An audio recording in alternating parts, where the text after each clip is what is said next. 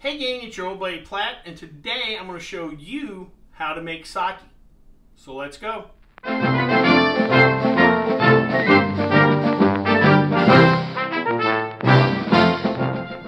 Well, if you've been a fan of the channel for a while, you've seen I've brewed beer, used different beer kits, made wine, cider, mead, bathtub gin. We've made a ton of stuff. So I've decided now to kind of bite off probably my biggest challenge, and I want to make sake. Now, I did a little research on the topic, and I found a kit. The name of the kit is called Sake Brew Club. I will leave one of my affiliate links down below where you can get one of these kits if you like. Now, the reason I'm not calling this a kit review is because, let's take like the Mr. Beer kit or the Brew Demon kit. They have the cans of hop malt extract. With those cans, they take a lot of the steps out of the process for us. They make our lives a lot easier, but also what they do is they kind of take away the learning curve of what they do is a lot different than what's done in a commercial brewery. With this kit, we're not really deviating from what they do at a sake brewery in Japan. And also too, most of the stuff in here can be found individually. There's nothing proprietary about it, unlike a can of hop malt extract that we're not going to really get, or is not something sold, you know. Each one of their cans of hop malt extract's a little bit proprietary. Here, there's nothing really proprietary about it. So I've decided that I will use this kit to show you how sake's made. Real quick, let's go over what's in this kit and what we need to make sake and how this all works. First and foremost is the most important ingredient in the sake making process. It's something called koji. Koji is actually a mold spore that rice is different from barley. When we homebrew, we'll do a mash in, and that activates enzymes inside that barley grain to, hey, let's turn them starches into sugar. Rice does not naturally have that, so they use a mold spore, and they inoculate this rice with that mold spore. Now, in a brewery, commercial sake brewery in Japan, they do this process first. This is the one thing Sake Brew Club's done for us to save us time, is they went ahead and inoculated this rice with that koji mold spore. So this is ready to use. Everything else in the process that we do will be similar to what they do in that sake brewery. But this is the koji, and it's the most important part of the process. Next, they give us sake rice. Sake rice, it's not just regular rice. This is not, you can't take Uncle Ben's rice or wherever and make sake. This is it's a certain type of rice, but what they do with the rice is they polish, or they grind off the exterior or the hull of the rice. That exterior has proteins, tannins. It wouldn't make the best rice wine, which is technically what we're making. As far as rice wine goes, real quick, I do have a video where I made rice wine. I'll leave the link up here. Sake is different than rice wine. It's kind of a cognac versus brandy kind of thing, but this sake's the next level up. So anyway, that's that. They use a term, jinjo. They grade the sake by how much the rice is polished. This rice, jinjo, has a 60% polish rate, or what it means is 40% of the exterior, 40% of that grain of rice has been polished off, so we've got 60% left. There's daijinju, which is 70% polish rate, but this is only roughly 8 to 9% of all sakes jinju or jinjo rated. So this is the top quality stuff we've got here.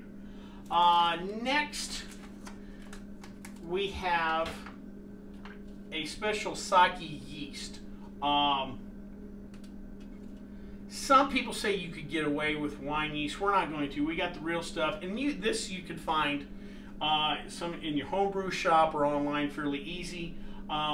This pack is a little special. It's called a smack pack. There's a little hard center inside. You smack it, and that activates the yeast. That'll get it to start going. We'll use this in another step. Next, we have lactic acid. Remember, sake is conceptually rice wine. In wine, you need balance between sweetness, acidity, whatever. We have lactic acid.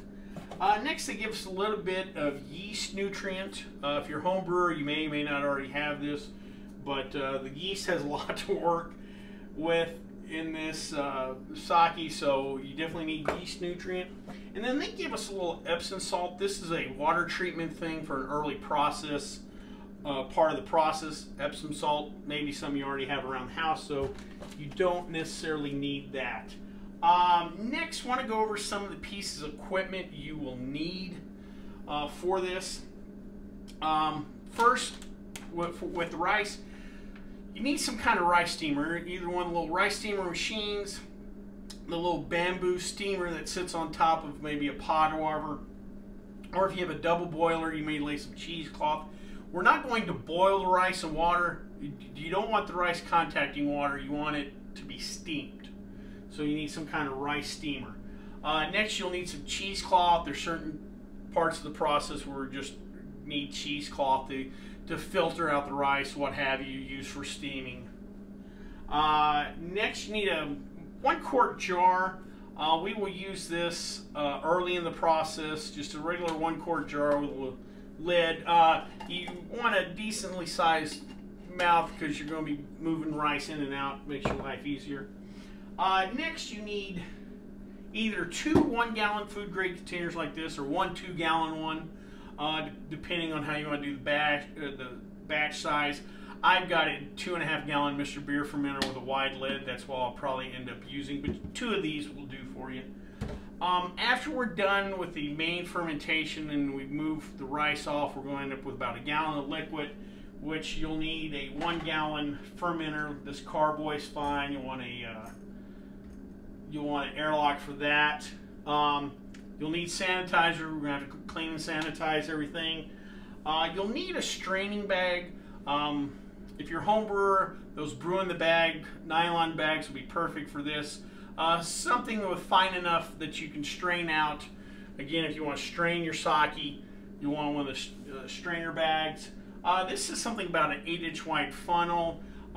What they're envisioning is me trying to hold on, strain that sake in that bag into this with a narrow mouth, just something to make your life easier. However you want to do it is fine. And then you need various siphons and bottles depending on how you want to bottle all this. That's up to you. So with that out of the way, let's quickly discuss the different type of sakes that we may or may not make through this process. Like I said, I refer to Jinjo as the type of sake via the rice. When we're done with the main fermentation, we will end up with something called Doboroku. That is unfiltered sake. It's not something we necessarily get here commercially in the U.S. This is more something that's probably kind of homemade sake there in Japan, even though there's not a lot of home brewing. What we get in the U.S. is something called Nagori, which is a slightly filtered sake. Still has a lot of small, tiny rice particles in it. It's cloudy. It's just the cloudy sake you get at the liquor store or your favorite restaurant. Then there's something called Junmai. Junmai is pure sake. Hasn't had anything added to it, adulterated in any way.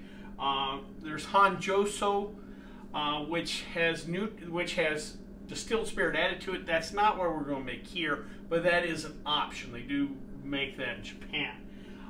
Finally, most likely what we may end up with is something called Namazaki or draft sake.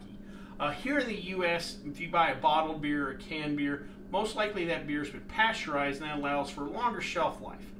But the draft beer you buy at your local bar or what have you most likely hasn't been pasteurized, has a shorter shelf life, but some people think it has a fresher, livelier flavor to it, and the same applies to sake.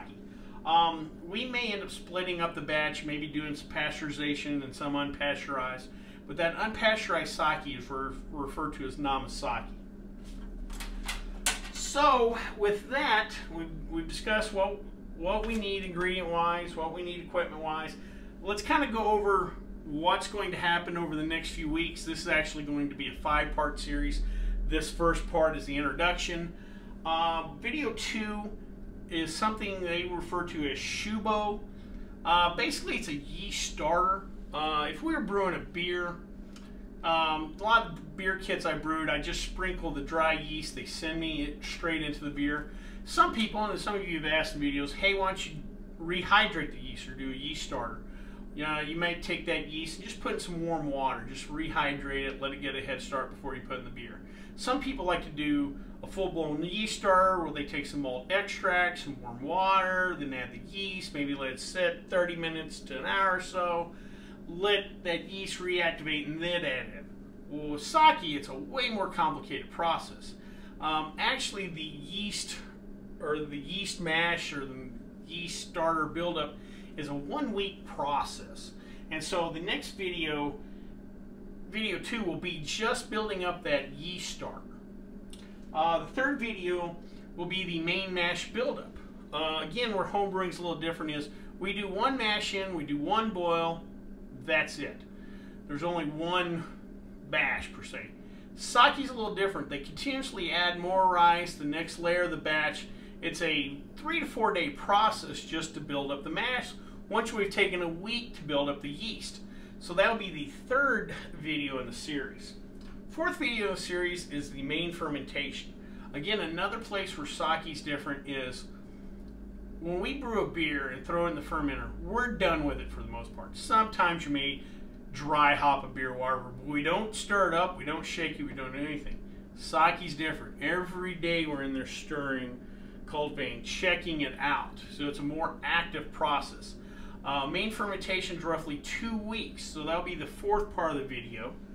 And the fifth video is the secondary fermentation. If we decide to filter and put, rack it to a secondary fermenter, maybe re-rack to clarify, what have you, that's the secondary fermentation. That's another couple of weeks. Also in that video will be kind of the ending video. We will discuss bottling.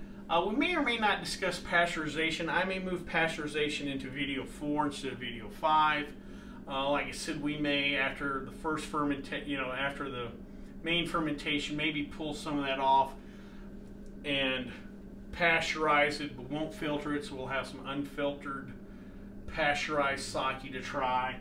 And in that last video, like I said, we'll come back, we'll wrap up, we'll filter, and by then we'll have sake, probably a couple of different types of sakes to try. So that's the process. This is video 1 of a 5-part series. The reason I'm doing it multi-parts is because this would probably be a well over an hour, hour and a half long video if I put it all together. So I thought I'd break it up into the main parts. So with that being said, this is the end of the intro. We will come back to start our yeast starter.